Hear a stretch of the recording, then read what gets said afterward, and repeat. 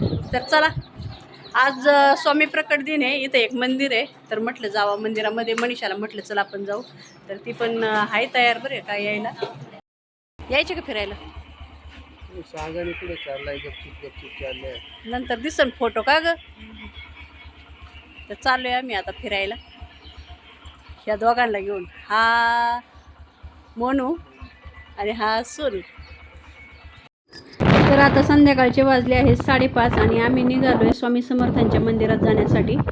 तर मनीषा, मी आणि सोनू, मोनू, छकुला तर निघालो आहे आम्ही. आणि सोने सांगवी रोडने चाललो आहे.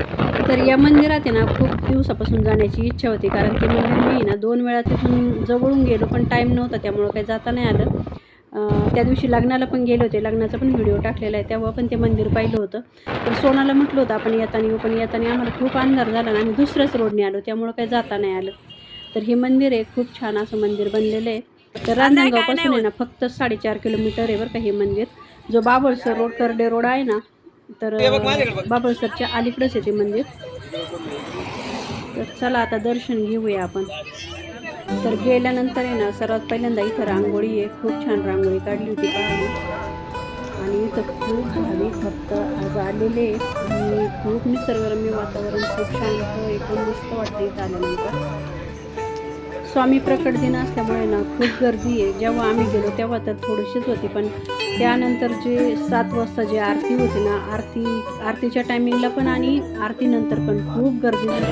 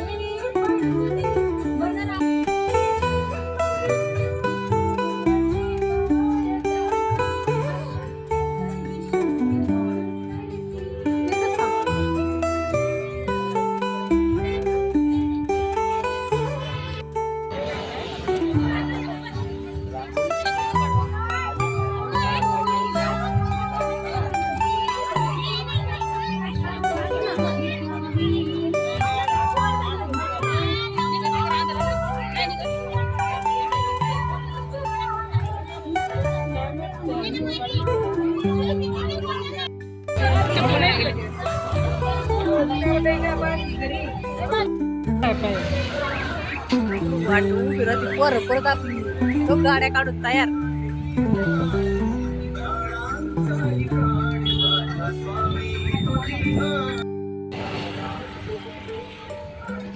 तर आम्ही निघालोय आता घरी जायला. आरती वगैरे झाली आणि मस्त निघालोय आता आम्ही.